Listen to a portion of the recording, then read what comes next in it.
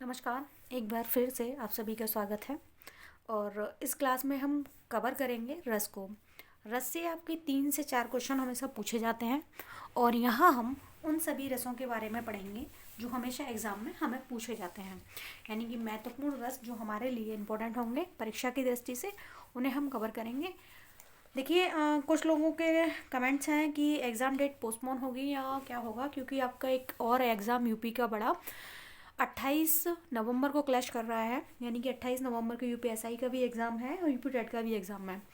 देखिए, अगर exam date आगे पीछे होती है तो ये बात की बात है, ये आयोग का अपना फैसला है। आयोग क्या करता है, या दोनों पेपर निश्चित तिथि पर होंगे। तो जिन बच्चों के लिए इम्पोर्टेंट है यूपी टेट एग्ज़ाम वो यूपी टेट एग्ज़ाम देंगे, और जिनके लिए इम्पोर्टेंट है यूपीएसआई वो यूपीएसआई देंगे। तो ये बाद का मैटर है, इसको हम डिस्कस नहीं करेंगे। जो भी होगा, फिलहाल हम 28 तारीख को ही टारगेट मानते हुए तैयारी करेंगे, कोशिश करेंगे अधिक से अधिक नंबरों को लाने की। तो शुरू करते हैं रस। देखिए, रस होता क्या है, सबसे पहले जान लेते हैं कि रस होता क्या है। तो रस का मतलब या अर्थ होता है आनंद, यानी किसी काव्य को, किसी कहानी को, किसी नाटक को देखने पर हमें जो आनंद की प्राप्ति होती है, आनंद की अनुभूति होती है, वो रस कहलाता है। आप लोगों ने देखा होगा, बहुत सी मम्मियाँ जो टीवी सीरियल्स देखती हैं तो उन्हें सास बहू के नाटक में बहुत ज़्यादा रस आता है। बहुओं को आपस में लड़ते हुए देखना, चुगली करना, ये सारी चीज़ें क्या करती हैं, उन्हें आनंद देती हैं, उन्हें रस देती हैं। उसी प्रकार काव्य को पढ़ने सुनने से से व्यक्ति को जो आनंद की प्राप्ति होती है उसे रस कहते हैं। ठीक है, तो शुरू करते हैं। काव्य को पढ़ने या सुनने से जिस आनंद की प्राप्ति होती है उसे रस कहा जाता है। ठीक है, अब आता है रस का शाब्दिक अर्थ क्या है। कई बार आपसे पूछा गया है कि रस का शाब्दिक अर्थ क्या होता है, तो रस का शाब्दिक अर्थ आनंद होता है। ठीक है, रस श्रा धातु से बना है, यानी कि रस किस धातु से बना है। अगर आपसे पूछा जाता है रस किस धातु से बना है, तो रस श्रा धातु से बना है, जिसका शाब्दिक अर्थ क्या होता है, बहता हुआ या बहना। ठीक है, यानी कि आपने देखा होगा, जब हम किसी चीज़ को, किसी काव्य को पढ़ते हैं, किसी नाटक को देखते हैं, या अभी लॉकडाउन में रामायण शुरू की गई थी, तो हमें क्या हुआ था, उसमें रस उत्पन्न होने लगा था। यानी कि चीज़ों को हम देखते थे और हमारे हृदय में जो भाव कहीं सोए हुए थे, किसी अवस्थाओं में पड़े हुए थे, वो एक व्यापक अवस्था आने पर अपने आप जागृत होने लगे थे। ठीक है, रसों को काव्य की आत्मा माना गया है, यानी रसों को क्या माना गया है, रस को माना गया है काव्य की आत्मा। क्यों? क्योंकि बिना आत्मा के शरीर अधूरा है। उसी प्रकार बिना रस के क्या होता है, बिना रस के काव्य अधूरा माना जाता है। ठीक है, अब एक क्वेश्चन आता है कि रसों को सबसे पहले परिभाषित किसने किया था। तो रसों को सबसे पहले सर्वप्रथम भरत मुनि ने परिभाषित किया था। कहाँ किया था, यानी कि इनका कौन सा ग्रंथ था या कौन सी कृति रचना थी जिसमें इन्होंने इसको परिभाषित किया था। तो भरत मुनि ने रसों को परिभाषित किया था और इनकी संख्या कितनी मानी थी, 8 मानी थी। और इसका सबसे पहले जो वर्णन किया था वो किया था नाट्य शास्त्र में, यानी कि इनके एक ग्रंथ था या इनकी रचना थी नाट्य शास्त्र, उसमें इन्होंने रसों के बारे में वर्णन किया था। तो यहाँ से आपके 2 क्वेश्चन तैयार होते हैं कि रसों को सबसे पहले परिभाषित किसने किया था, भरत मुनि ने किया था। और कहाँ किया था, तो नाट्य शास्त्र में किया था। ठीक है, अब आते हैं कि रसों के प्रकार कितने होते हैं। ठीक है, यानी 8 माने थे भरत मुनि ने। अगर आपसे क्वेश्चन आता है कि भरत मुनि के अनुसार रसों की संख्या कितनी है, तो 8 है। ठीक है, आगे चलते हैं। रसों के प्रकार 9 रस हैं जिन्हें नवरस कहा जाता है, यानी कि अब तक जो हमने पढ़े थे, जितने भी रस हम पढ़ते हैं वो कितने माने गए हैं, यानी कि आरंभ अवस्था में या प्रारंभ में जो रसों की संख्या थी वो कितनी थी, 9 थी। यदि भरत मुनि के अनुसार आपसे पूछा जाता है तो भरत मुनि के अनुसार रसों की संख्या कितनी है, भरत मुनि ने कहा है 8 प्रकार के रस हैं। ठीक है, और हमारे अनुसार कितने हैं, यानी कि हम कितनी संख्या मानी गई है, 9 रस माने गए हैं। 9 रस यानी कि नवरस कहा जाता है इन्हें। ठीक है, अब आगे आते हैं। सूरदास जी ने रसों की संख्या 11 मानी है। सूरदास जी ने रसों की संख्या 11 क्यों मानी है, क्योंकि उन्होंने वात्सल्य को एक और रस के रूप में यहाँ ऐड किया है, इसलिए अगर आपसे पूछा जाए सूरदास जी के अनुसार रसों की संख्या कितनी है, तो 11 है। अब आते हैं, एक क्वेश्चन आपके लिए और बनता है कि कौन से रस को रसराज कहा जाता है या रसपति कहा जाता है। ठीक है, तो यहाँ से जो क्वेश्चन आता है, स्टार बना के देखिए, जो भी पॉइंट आपको बोले जा रहे हैं, यहाँ आपने करीबन करीबन 5 से 7 क्वेश्चन कवर कर लिए हैं। तो ये 5-7 क्वेश्चनों को आप स्टार बना के नोट कर सकते हैं। और जिन भी बच्चों को पीडीएफ की नीड है वो चैनल को सब्सक्राइब कर लें, और चैनल को सब्सक्राइब करने के साथ ही साथ व्हाट्सअप नंबर चैनल पर दिए गए हैं, तो वो आप वहाँ पर कमेंट डाल सकते हैं सब्सक्रिप्शन का स्क्रीनशॉट के साथ। तो आपको यहाँ से पीडीएफ डाल दिया जाएगा, जिसे आप प्रिंट करा सकते हैं या लिख सकते हैं, जैसे भी आप चाहें। ठीक है, तो रसों को रसराज किसने कहा है, या कौन से रस को रसराज माना जाता है? तो श्रृंगार रस। श्रृंगार रस क्या होता है? संयोग श्रृंगार और वियोग श्रृंगार, दो प्रकार का होता है। इसको हम आगे कंटिन्यू करेंगे, ठीक है। तो यहाँ क्वेश्चन आता है रसों को रसराज कौन से रस को कहा जाता है? तो वो कौन सा है? श्रृंगार रस। अब आता है एक क्वेश्चन आपके लिए, नौवा रस कौन सा रस है, यानी कौन सा रस है? भरतमुनि ने संख्या 8 मानी थी, ठीक है, लेकिन हमने क्या माना है कि रस जो होते हैं हमारे वो 9 होते हैं, नव रस ने कहते हैं। तो नौवा रस कौन सा है? शांत रस को नौवा रस कहते हैं। कई बार आपसे क्वेश्चन पूछा गया है, अलग अलग परीक्षाओं में ये क्वेश्चन आपके लिए मिला है, लगातार आता रहा है। 10वां रस किसको कहा है? 10वां रस वात्सल्य को कहा है और 11वां रस भक्ति को कहा है, ठीक है। तो ये 3 क्वेश्चन आपको याद रखने हैं। 9वां रस कौन सा है? शांत रस है। 10वां रस कौन सा है? वात्सल्य है। और 11वां रस भक्ति रस है। अब आते हैं रस के अंग क्या होते हैं। ये तो हमने जान लिया कि अलग अलग अगर क्वेश्चन हमसे पूछा जाता है, क्या पूछा जाता है कि भरतमुनि के अनुसार रस कितने हैं? 8 हैं, ठीक है। रसों की कुल संख्या कितनी है? 9 है। सूरदास जी के अनुसार रस कितने हैं? 11 हैं। तो 11 कौन से हैं? वात्सल्य और भक्ति रस, ठीक है। अब आते हैं हम रसों के अंग पर। रसों के अंग क्या हैं और कितने प्रकार के होते हैं? तो रस के अंग कितने होते हैं? 4 प्रकार के होते हैं। क्वेश्चन आपसे सीधा पूछा जाता है रस के कितने अंग होते हैं? 4 प्रकार या 4 अंग होते हैं, ठीक है। पहला है स्थायी भाव, दूसरा है विभाव और तीसरा है अनुभाव, चौथा है संचारी भाव। अब हम जान लेते हैं विभाव, अनुभाव और संचारी भाव, इनमें अंतर क्या है, किस तरीके से हमने इनको वर्गीकृत किया गया है और इनका क्या महत्व होता है रस में, यानी रस की में क्या भूमिका ये निभाते हैं। सबसे पहले आते हैं स्थायी भाव। स्थायी का मतलब क्या होता है? जहाँ स्थापित हो, जहाँ स्थायित्व हो। जैसे हम लोगों ने क्या है, हमारा स्थायी एड्रेस पूछा जाता है, उसी तरीके से स्थायी भाव। तो स्थायी भाव क्या होता है? स्थायी भाव हमारा प्रधान भाव होता है, ठीक है, यानी कि ये हमारे हृदय में हमेशा बना रहता है, स्थायी रूप से रहता है। वो क्या कहलाता है? स्थायी भाव कहलाता है। जैसे आपका स्थायी पता क्या है? आप लोग यहाँ रह रहे हैं, यहाँ से रह के तैयारी कर रहे हैं, कहीं बाहर रह के तैयारी कर रहे हैं, तो आपके लिए हमेशा एक फॉर्म फिल करते हैं, तो उसमें एक क्वेश्चन आता है कि लोकल एड्रेस और परमानेंट एड्रेस, यानी परमानेंट स्थायी एड्रेस क्या है आपका। लोकल में तो आप आज यहाँ रह रहे हैं, कल दूसरी जगह रहेंगे, लेकिन स्थायी एड्रेस भी तो आपका कुछ होगा। तो उसी तरीके से स्थायी भाव क्या है? अर्थात प्रधान भाव स्थायी भाव कहलाता है और स्थायी भाव लंबे समय तक रहता है। वर्तमान में स्थायी भावों की संख्या कितनी है? 11 है। वर्तमान में स्थायी भावों की संख्या कितनी है? 11 है। तो कौन कौन से 11 स्थायी भाव हैं, इसको हम आगे देख लेते हैं। और जो स्थायी भाव हैं वही क्या है? एक तरीके से 11 प्रकार के रस हैं। तो आप लोगों को क्या ध्यान रखना है कि स्थायी भावों की संख्या 11 है और कौन कौन से जो भाव हैं वो स्थायी भाव होंगे। तो सबसे पहले देखते हैं श्रृंगार रस। श्रृंगार रस का स्थायी भाव क्या है? रति है। ये हमेशा आपसे पूछा जाता है, तो मोस्ट आईएमपी क्वेश्चन है ये, आप इसको मार्क कर लीजिए कि मोस्ट आईएमपी क्वेश्चन है। मोस्ट आईएमपी क्या है? श्रृंगार रस। इसका स्थायी भाव क्या है? रति। दूसरा है करुण रस। करुण का स्थायी भाव क्या होता है? शोक। हास्य रस। हास्य का स्थायी भाव होता है हर्ष, वीर, उत्साह। शांत के 2 स्थायी भाव होते हैं, निर्वेद और निवृत्ति। रौद्र, रौद्र का क्या होता है? क्रोध, जब बहुत ज्यादा रौद्र रूप होता है। जैसे आप लोगों ने सुना होगा ना, भगवान शिव का एक रौद्र रूप भी है, ठीक है। तो रौद्र रूप कब धारण करते हैं? जब वो बहुत क्रोध में होते हैं। तो रौद्र का क्या हुआ? क्रोध हुआ। अद्भुत, अद्भुत मतलब आश्चर्य, किसी चीज को आपने देखा और आपके हृदय में आश्चर्य उत्पन्न हुआ, अरे वाह ऐसा कैसे हो सकता है, ठीक है, तो वो क्या कहलाएगा? आश्चर्य या विस्मय कहलाएगा। अगला है भक्ति। भक्ति क्या होता है? भागवत विषयक अनुराग, यानी कि आप कृष्ण की भक्ति करते हैं। मीराबाई थी, क्या थी? कृष्ण की, उनकी जो भक्ति थी वो कृष्ण के प्रति इतना अनुराग रखती थी कि उन्होंने अपना सर्वोपरि कृष्ण पर न्यौछावर कर दिया था। अगला है भयानक। भयानक क्या होता है? भय, यानी कोई आप हॉरर मूवी देख रहे हैं, अचानक से बैठे बैठे और आपको पसीना आने लगा, या आपने कोई डरावना सपना देखा, तो वो क्या हुआ है? भयानक। तो यानी भय के कारण जो उत्पन्न हो वो भयानक। विवत्स, विवत्स का स्थायी भाव होता है जुगुत्सा। और वात्सल्य का स्थायी भाव होता है वात्सल्य रति। वात्सल्य रति और श्रृंगार रति में अंतर होता है। श्रृंगार रति क्या होता है? श्रृंगार रति नायक नायिका के मिलन के बारे में या बिछुड़ने के बारे में बताता है। अगर मान लीजिए किसी के बॉयफ्रेंड चला जाता है तो कोई उदास हो जाता है, या किसी की गर्लफ्रेंड मिलने आती तो खुश हो जाता है, ठीक है। और वात्सल्य रस क्या होता है? वात्सल्य रस वो होता है जैसे माता यशोदा कृष्ण की लीलाओं को देखकर क्या होती थी? भाव विभोर होती थी, यानी कि उनके बाल स्वरूप को देखकर जो रस उत्पन्न होता था वो क्या था? वात्सल्य रति था।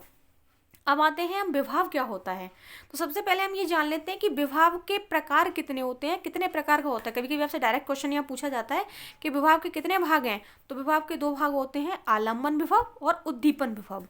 अब आलम्बन और उद्दीपन में क्या अंतर होता है ये हम आगे कंटिन्यू करते हैं, यानी कि दूसरा हमारा भाग कौन सा हो गया? विभाव, ठीक है।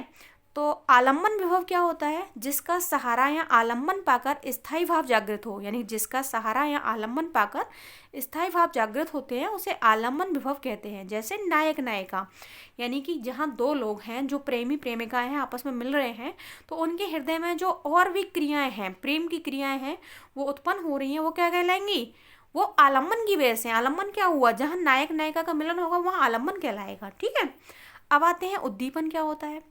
जिस स्थिति को देखकर स्थायी भाव तीव्रतर हो जाते हैं उन्हें उद्दीपन कहते हैं या उद्दीपन विभव कहते हैं। जैसे जैसे मान लीजिए कि कोई दो लोग हैं या कोई जैसे नायक नायिका को मान के चलते हैं, तो आप लोगों ने देखा होगा, मूवीज़ वगैरह देखी होंगी, तो उसमें जो नायक नायिका है जब किसी भी जगह आपस में मिलने जाते हैं तो कैसी जगह होती है? वहाँ पहाड़ होते हैं, नदियाँ होती हैं, ठीक है, चांदनी रात होती है। पुरानी फिल्मों में देखा होगा हीरोइन एक चंद्रमा की रोशनी में एक पेड़ को पकड़े पकड़े पूरा गाना खत्म कर देती थी। ठीक है, तो ये सारी जो चीज़ें हैं वो चीज़ें आपको इंटरलिंक ऐसे की जा रही हैं आपकी डेली लाइफ से कि आप जिनसे कनेक्ट रहें और आसानी से इन चीज़ों को एड ऑन कर सकें। ठीक है, तो उद्दीपन क्या हुआ? उद्दीपन हो गई वो परिस्थितियाँ, स्थितियाँ। जैसे मान लीजिए आप घर से निकले घूमने के लिए अपनी गर्लफ्रेंड के साथ में, और क्या हुआ? रास्ते में बारिश हो गई, तो बारिश क्या होगा? उद्दीपक हुआ। ठीक है, तो बारिश ने क्या काम किया? उद्दीपक का। अब हम अगले पे आते हैं, संचारी भाव क्या होते हैं। देखिए, संचार का मतलब क्या होता है? चलना, यानी कि आप लोगों ने सुना होगा कि ब्लड का क्या होता है? संचरण होता है हमारी बॉडी में, ब्लड पूरी बॉडी में घूमता रहता है, संचरित होता रहता है। ठीक है, तो उसी प्रकार से संचारी भाव होते हैं। जो भाव क्षणिक होते हैं संचारी भाव कहलाते हैं। इनकी संख्या 33 मानी गई है। जैसे हर्ष, चिंता, गर्व, मोक्ष, भय आदि, यानी कि 33 जो भाव हैं वो कैसे? संचारी भाव हैं, और ये प्रत्येक मनुष्य के हृदय में पाए जाते हैं। कितनी संख्या है इनकी? 33 मानी गई है। और ये 33 संचारी भाव हैं प्रत्येक मनुष्य के शरीर में पाए जाते हैं, प्रत्येक मनुष्य के शरीर में, प्रत्येक मनुष्य के हृदय में होते हैं। और जब जब संभावनाएं होती हैं तब तब क्या होता है? ये संचरित होने लगते हैं। जैसे मान लीजिए आपका कोई प्रिय है, उसके साथ कोई दुर्घटना हो जाए, ठीक है, आप रास्ते में चल रहे हैं, डेली दुर्घटनाएं होती रहती हैं, हमें कोई फर्क नहीं पड़ता क्योंकि हम उन लोगों को जानते नहीं हैं। लेकिन जब हमारा अपना कोई प्रिय मित्र है, हमारा कोई सगा संबंधी है, उसके साथ कोई दुर्घटना होती है, तो क्या होने लगता है? हमारे अंदर से व्यथित होने लगते हैं, हमें दुख उत्पन्न होने लगता है। तो वो क्या कहलाता है? संचारी भाव कहलाता है। अब ऐसा नहीं है कि मान लीजिए किसी को दुर्घटना हुई और आपने क्या किया, आप संचारी भाव को घर से लेने जाएंगे और उसके बाद वो उत्पन्न होगा, नहीं। वो उत्पन्न कब होता है? जब भी आप किसी प्रिय व्यक्ति, प्रिय वस्तु के बारे में सोचते हैं, उसे बिछड़ने के बारे में सोचते हैं, या उसके साथ कोई अनहोनी होती है, तब आपके हृदय में ये संचारी भाव अपने आप उत्पन्न हो जाते हैं। अब आते हैं लास्ट पे, चौथा जो पॉइंट हमारा है वो क्या है? वो है अनुभाव। देखिए, ये सारी चीज़ें डायरेक्ट आपसे नहीं पूछी जाती हैं, लेकिन हमेशा बोला जाता है कि अधूरा ज्ञान खतरनाक होता है। तो हमें इन चीज़ों को जान लेना अति आवश्यक है कि संचारी भाव, विभव, अनुभाव, इनमें अंतर क्या होता है। कभी कभी डायरेक्ट क्वेश्चन हमसे पूछ लिया जाता है, संचारी भाव की परिभाषा आपको दे दी जाएगी। जो भाव क्षणिक होते हैं कहलाते हैं क्या? अनुभाव, संचारी भाव या आलम्बन। अगर आपको पता है तो आप बता देंगे, अगर नहीं पता है तो कोई बात नहीं है, 1 नंबर जाएगा। ठीक है, तो हम अगले स्टेप पे आते हैं कि अगला हमारा क्या है? अनुभव। ये विभव के बाद उत्पन्न होते हैं, इसलिए इन्हें अनुभव कहा जाता है। यानी कि पहले हमारे हृदय में क्या होता है? विभव उत्पन्न होता है। ठीक है, विभाव के बाद जो भाव उत्पन्न होते हैं वो क्या कहलाते हैं? अनुभाव कहलाते हैं। यहाँ तक आप सबको क्लियर है? अगर किसी को कोई भी कमेंट है, कोई भी डाउट है, कोई चीज़ समझ नहीं आए, तो उसके लिए आप डिस्क्रिप्शन में कमेंट कर सकते हैं, आपको फीडबैक रिप्लाई अवश्य दिया जाएगा। ठीक है, अब कुछ ऐसे क्वेश्चंस जान लेते हैं जो इन टॉपिक से बनके हमारे पास आते हैं। जैसे रस के 4 अंग हैं, स्थायी भाव, विभव, अनुभव और संचारी भाव। क्वेश्चन क्या बनता है? रस के कितने अंग होते हैं? ठीक है, हमने रस पढ़ लिए, 9 प्रकार के होते हैं, 11 प्रकार के होते हैं। ठीक है, सूरदास के अनुसार कितने हैं, भरत मुनि के अनुसार कितने हैं, तो वो हमने पढ़ लिए। लेकिन रस के अंग कितने हैं? तो 4 अंग हो गए। कौन से? स्थायी भाव, विभव, अनुभव और संचारी भाव। क्लियर है सबको? अगला आते हैं, स्थायी भाव प्रधान भाव कहलाता है। यानी कौन सा भाव प्रधान भाव कहलाता है? तो आपको ये पता होना चाहिए कि आपका स्थायी भाव भी क्या है? प्रधान भाव कहलाता है। स्थायी भाव की संख्या कितनी है? रसों की संख्या कितनी है? कितनी मानी है हमने रसों की संख्या? हमने रसों की संख्या 9 मानी है। तो स्थायी भाव कितने होंगे? 9 होंगे। ठीक है, देखिए अब तक जितना रहा आपके लिए ये सारा स्थायी भाव, विभव, अनुभव और संचारी भावों के बारे में हमने जाना है। आगे हम इसमें कंटिन्यू करेंगे कि रस होते क्या हैं और कौन कौन से रस हमारे लिए पढ़ना आवश्यक है। आप देख लेते हैं, स्थायी भावों की मान्यता कितनी है, यानी कितने स्थायी भाव माने गए हैं। स्थायी भाव कितने माने हैं? 11 माने हैं। किसने माने हैं? सूरदास जी ने 11 रस माने हैं। कौन से 11 हैं? उन्होंने शांत और श्रृंगार, वात्सल्य श्रृंगार को इसमें ऐड कर दिया है, तो उनकी संख्या हो गई है 11। तो स्थायी भावों की मान्यता कितनी हो गई? 11। आलम्बन और उद्दीपन विभव के दो भेद होते हैं, यानी आलम्बन और उद्दीपन ये क्या है? विभव, विभव के दो भेद हैं, यानी विभव के कितने भेद हुए? 2, आलम्बन और उद्दीपन।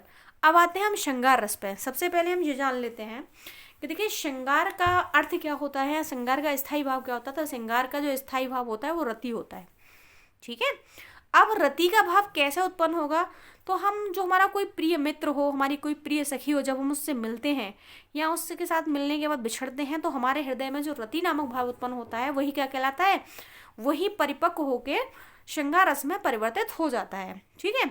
तो यहाँ हमने श्रृंगार रस को हमने किया है, किसी प्रिय की कल्पना से रति नामक स्थायी भाव का उत्पन्न होकर श्रृंगार रस में परिवर्तित होना श्रृंगार रस कहलाता है, ठीक है। श्रृंगार रस के प्रकार कितने होते हैं? ये होते हैं 2 प्रकार। एक होता है संयोग श्रृंगार, दूसरा होता है वियोग श्रृंगार। संयोग श्रृंगार का मतलब क्या होता है? संयोग का मतलब क्या होता है? मिलना, किसी इंसान से मिलना या किसी अपने प्रिय व्यक्ति वस्तु से मिलना, वो कहलाता है संयोग श्रृंगार। वियोग श्रृंगार क्या होता है? वियोग होना, बिछुड़ जाना, ठीक है। जब भगवान कृष्ण जब तक ब्रज में थे तब तक क्या था? संयोग श्रृंगार रस की आवृत्तियां हुई थी, संयोग श्रृंगार फलीफूलित हुआ था। जब भगवान श्री कृष्ण ने क्या किया? वृंदावन को छोड़ दिया, मथुरा को छोड़ दिया, गोकुल को छोड़ दिया, और उसके बाद जाकर वो कहाँ बस गए? उसके बाद जाकर वो द्वारिका में बस गए। तो क्या हुआ? वियोग श्रृंगार। वियोग श्रृंगार कहाँ था? जब उन्होंने उद्धव को मथुरा भेजा था सखियों को समझाने के लिए, तो वियोग श्रृंगार था। जब तक वो रास लीलाएं करते थे ब्रज में तब तक वो संयोग श्रृंगार था। तो आप हमेशा याद रखिएगा, संयोग और वियोग अगर आपसे पूछा जाए तो संयोग श्रृंगार क्या होता है? नायक नायिका का मिलन या किसी प्रिय का प्रिय से मिलन संयोग श्रृंगार है, और किसी प्रिय का प्रिय से विक्षोभ वियोग श्रृंगार कहलाता है। अब उदाहरण देख लेते हैं। ऊदो मोहे ब्रज विसरत नाही, हंस सुता की सुंदर गगरी और द्रुमन की छाही। देखिए मैंने आपसे पहले भी कहा था, इससे पहले जब हमने अलंकार फिनिश किए थे तो अलंकार में मैंने आपसे कहा था कि हमें किसी भी पंक्ति का अर्थ नहीं निकालना है। यहाँ भी हमें क्या है? पंक्तियों का अर्थ नहीं निकालना है, ठीक है। लेकिन थोड़ी बहुत हिंदी जानते रहे या अभी तक आप लोग हमेशा मान के चलते हैं कि सभी बच्चे चाहे यूपी बोर्ड से हों, सीबीएसई बोर्ड से हों, सभी ने हिंदी पढ़ी है, तो इतनी रसों की या इतनी पंक्तियों की जानकारी उनको होगी, काव्य पंक्तियों की, कि उसका अर्थ आसानी से निकाल सकें। तो ऊदो मोय ब्रज बिसरत नाही, हंस सुता की सुंदर गगरी और द्रुमन की छाई, यानी कि उद्धव जी से क्या है? भगवान कृष्ण कह रहे हैं कि हे उद्धव, मुझे ब्रज की याद कभी भी आना बंद नहीं होती है। तो अभी मैंने आपसे क्या कहा था? संयोग और वियोग श्रृंगार, तो यहाँ क्या हुआ? श्रृंगार रस हुआ। अगला एग्जाम्पल देख लेते हैं। बतरस लालच लाल की मुरली दही लुकाए, सोह करे भोहनु हसे देन के नाटी जाए। अब ये कौन सा है? ये है आपका संयोग श्रृंगार। संयोग श्रृंगार क्यों है? क्योंकि यहाँ पर जब भगवान कृष्ण लीलाएं करते थे तो जो गोपियाँ थी उनकी मुरली आदि को छुपा देती थी और उनको माखन आदि का लालच देती थी और उनको नाचने के लिए प्रेरित करती थी और भी लीलाएं उनसे कराती थी। वो क्या थी? संयोग श्रृंगार, ठीक है। आगे हम चलते हैं, आगे देखते हैं वीर रस। देखिए आप सभी को हम ये मान के चलते हैं कि आप सभी लोग आगे अध्यापक बनने वाले हैं, तो आप लोगों से कहने की आवश्यकता नहीं है कि अगर चैनल आपको अच्छा लगे या वीडियो आपको अच्छी लग रही है तो आप लाइक करें, शेयर करें। साथ ही साथ ऐसे बच्चों को या अपने दोस्तों को जिनको इसकी रिक्वायरमेंट है उन तक इस वीडियो को पहुंचा दें। बहुत सारे चैनल्स अवेलेबल हैं और हर किसी का पढ़ाने का अपना तरीका है, तो हम लोग उसी इंसान से पढ़ना पसंद करते हैं, उसी की बात को सुनना समझना पसंद करते हैं जिसकी हमें समझ आती है। और हर व्यक्ति की समझ का अपना एक स्तर होता है। देखिए कोई भी चैनल गलत नहीं पढ़ाता, कोई भी अच्छा या बुरा नहीं होता, हर टीचर अपने आप में अच्छा होता है। हर टीचर कोशिश करता है कि जितनी नॉलेज उसके पास है वो आगे उन चीज़ों को दे सके। तो हम ये मान के चलते हैं कि हमें अपने स्तर का टीचर ढूंढना आवश्यक होता है। चाहे कितना भी ब्रिलियंट टीचर हो, हमारी स्तर पर नहीं पढ़ा पा रहा है, हमें चीज़ों को नहीं समझा पा रहा, तो हमारे लिए बेकार है। तो आप लोग अगर चैनल को देख रहे हैं तो आप लोग इसको आगे भी बढ़ाते जाएं, जिससे कि उन बच्चों को जिनको इसकी नीड है उनकी नीड पूरी हो सके। देखिए आपका रिस्पॉन्स डिपेंड करेगा कि हमें आगे और क्या करना है। ईवीएस की क्लास बहुत जल्दी शुरू करेंगे और ईवीएस को एक नए तरीके से पढ़ाया जाएगा कि जिससे आपको जल्दी से जल्दी अधिक से अधिक चीज़ें ग्रेप हो सके, ठीक है। तो आगे चलते हैं हम वीर रस पे। वीर रस क्या होता है? आप लोगों ने एक चीज़ देखी होगी, कभी आपने मूवी देखी है, सिंघम देखा है? सिंघम जब आप लोगों ने देखी होगी तो जैसे ही अजय देवगन आते हैं धाड़ते हुए यूनिफॉर्म पहन के, तो क्या होता है, आपकी भुजाओं में आपके रोंगटे खड़े हो जाते हैं, मारपीट करते हैं और आपके रोंगटे खड़े हो जाते हैं। क्यों? क्योंकि आप वहाँ क्या देख रहे हैं, उनकी मारपीट देख रहे हैं, उनकी वीरता को देख रहे हैं। ठीक है, वैसे ही पुराने समय में क्या होता था, राजा महाराजा जब युद्ध पे निकलते थे, ढोल नगाड़े बजते थे, बिगुल बजते थे, युद्ध जीतते हुए बिगुल बजता था, तो क्या होता था, सारी प्रजा के मन में हर्षोल्लास होता था। और जो भी सैनिक वगैरह होते हैं ना, तो उनके अंदर तो अपना ही जोश होता है। कहीं भी सीमा पर जाइए तो आप लोग क्या देखते हैं कि अगर आपने भारत माता की जय का नारा लगा दिया तो अपने आप से एक स्फूर्ति आपके अंदर आ जाती है। ठीक है, तो युद्ध के ढोल नगाड़े आदि की ध्वनि से हृदय में उत्साह नामक स्थायी भाव वीर रस में परिवर्तित हो जाता है। यानी कि आपके हृदय में जो उत्साह नामक स्थायी भाव है वो क्या करता है, वीर रस में परिवर्तित हो जाता है। एग्जाम्पल देख लेते हैं। वीर तुम बड़े चलो, धीर तुम बड़े चलो, सामने पहाड़ हो कि सिंह की दहाड़ हो, तुम कभी रुको नहीं, तुम कभी झुको नहीं। यानी कि ये क्या है, ये सैनिकों को, वीरों को आगे बढ़ने के लिए प्रेरित करने के लिए लाइनें हैं। तो ये क्या हो रहा है, ये वीर रस होगा।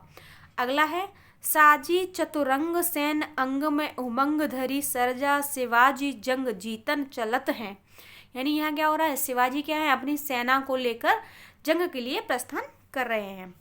आगे आते हैं, आगे है हास्य रस। हास्य रस क्या होता है, देखिए आपने कई बार देखा होगा कि किसी व्यक्ति की विचित्र वेशभूषा हो। ठीक है, अगर आप लोगों को याद हो तो एक मूवी आई थी, उस मूवी में क्या था, उस मूवी का मुझे नाम याद नहीं आ रहा है, लेकिन उसमें कैरेक्टर था चंदू जिसका नाम था लड़की का, और उसकी चोटी कैसी थी, चोटी हमेशा मुड़ी हुई रहती थी। ठीक है, तो उसकी विचित्र वेशभूषा कैसी थी, बहुत ही विचित्र सी थी। या मान लीजिए आप कहीं घूमने जा रहे हैं और कुछ ही ऐसे विचित्र से प्राणी को देखें, या कभी सर्कस देखने गए हैं, तो जोकर होता है, क्या होता है, विचित्र वेशभूषा वाला होता है या नहीं होता है। तो सर्कस का जोकर क्या है, जब आप उसको देखते हैं, उसकी विचित्र वेशभूषा देखते हैं, उसकी भाव भंगिमाएं देखते हैं, उसके नाटक कैरेक्टर को देखते हैं, तो आपके हृदय में हास्य की भावना अपने आप परिफुल्लित होने लगती है। ठीक है, तो हास्य रस क्या होता है, किसी व्यक्ति के विचित्र आकृति, वेशभूषा, वाणी, चेष्टा आदि से हास्य रस उत्पन्न होता है।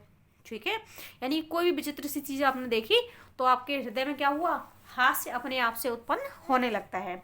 या मान लीजिए कोई छोटा बच्चा है जो विचित्र विचित्र क्रियाएं कर रहा है, उसको देखने से भी क्या होता है, हम हंसने लगते हैं, प्रफुल्लित होने लगते हैं। उदाहरण देख लेते हैं। विंद के वासी उदासी, तपोव्रत धारी, महाविनु नारी दुखारे। ये देखिए, ये एग्जाम्पल आप लोगों ने बहुत पढ़ा होगा, और ये एग्जाम्पल जहाँ तक है हाई स्कूल इंटर के बच्चों ने अवश्य ही इसको पढ़ रखा है। तो इसमें क्या है, विंद के वासी उदासी, तपोव्रत धारी, महाविनु नारी दुखारे। यानी कि ऐसे तपस्वी हैं जिन्होंने क्या है, तप व्रत को धारण कर रखा है, लेकिन क्या है, वो नारी के बिना दुखी हैं या दुखी प्रतीत हो रहे हैं। ठीक है, तो ये अपने आप में क्या है, एक परिहास वाली बात है। क्यों? क्योंकि क्या है, उन्होंने तपोव्रत धारण कर रखा है, तपस्वी हैं, लेकिन वो क्या है, फिर भी नारी के वियोग में, फिर भी नारी के लिए विचलित हैं। आगे देखते हैं। गौतम तियतर तुलसी सो, कथा सुनि मुनि वृंद सुखारे। ठीक है, यानी कि जो पीछे वाला उदाहरण था वही आगे कंसीडर है। अब देख लेते हैं शांत रस क्या होता है। देखिए, शांत रस का स्थायी भाव निर्वैध होता है, और निर्वैध क्या करता है, विभव आदि से पुष्ट होकर शांत रस में की उत्पत्ति करता है या शांत रस में परिवर्तित हो जाता है। तो शांत रस निर्वैध नामक स्थायी भाव विभव आदि से पुष्ट होकर शांत रस की उत्पत्ति करता है। एग्जाम्पल देख लेते हैं। गुरु गोविंद तो एक हैं, दूजा यह आकार, आप मैटी जीवती ही मेरे, तो पावे करतार। दूसरा एग्जाम्पल है। सतगुरु की महिमा अनंत अनंत किया उपकार, लोचन अनंत उघाड़ियाँ अनंत दिखाए वणहार। यानी कि जो सदगुरु हैं, जो उन्होंने क्या किया है, उन्होंने बहुत ही अनंत उपकार हमारे ऊपर किया है। क्यों? क्योंकि भैया हमारे पास तो आंखें पहले से थी, लेकिन हमने तो उन्हें कभी खुल के देखा ही नहीं कि ईश्वर जैसी कोई चीज़ भी होती है। ये किसने किया? ये गुरु ने किया। गुरु ने हमारे हृदय को जो चारों तरफ हमेशा दौड़ाता रहता था, हम अपने कल के घोड़े दौड़ाते थे, उनको सबको इकट्ठा किया और हमारा जो साक्षात्कार है वो ईश्वर से करा दिया। एक और एग्जाम्पल देख लेते हैं। यहाँ वही एग्जाम्पल हैं जो आपको हमेशा पूछे गए हैं, तो आप लोग चाहें तो उन्हें नोट कर सकते हैं, चाहे स्क्रीनशॉट ले सकते हैं, जैसे भी आप लोग चाहें कंफर्टेबल हों। जब मैं था हरि नाही, अब हरि है मैं नाही, सब अंधियारा मिट गया, जब दीप देख ही माही। अब क्या है, अब यहाँ बोला गया है कि जब मैं था तब हरि नहीं, यानी कि जब मैं हमेशा मैं करता रहता था, यानी मुझसे अच्छा कोई नहीं है, तब तक मुझे भगवान के ईश्वर के दर्शन कभी नहीं हुए। लेकिन अब सब अंधियारा मिट गया, जब दीप देखे ही मन माही। अब क्या हुआ, अब मेरे हृदय का समस्त अंधकार शांत हो गया, मुझे सिर्फ क्या है, दिव्य प्रकाश ही दिखाई दे रहा है। जैसे आपने देखा होगा कि जब तक रावण के अंदर मैं था, मैं, तब तक उसने क्या किया, भगवान राम को हमेशा हमेशा अपना शत्रु माना। लेकिन जैसे ही उसको लगा कि अब मेरा उद्धार होने वाला है, मेरा अंत समय आ गया है, तो वो प्रभु की शरण में चला गया और अंत में उन्हीं भगवान राम के छोटे भाई को उन्होंने आगे क्या करना है, क्या कैसे जीना है, इसकी शिक्षा दी थी। देखिए आगे रहेगा भयानक रस।